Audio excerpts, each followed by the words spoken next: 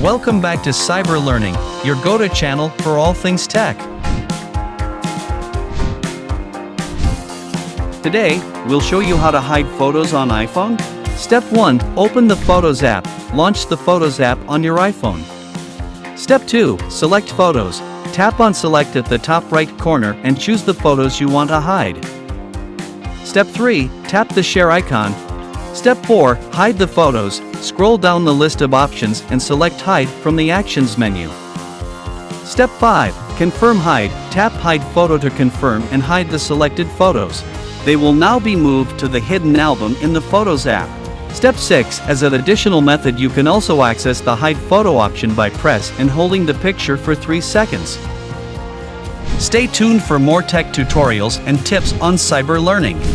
Don't forget to like, comment, and subscribe for more awesome content.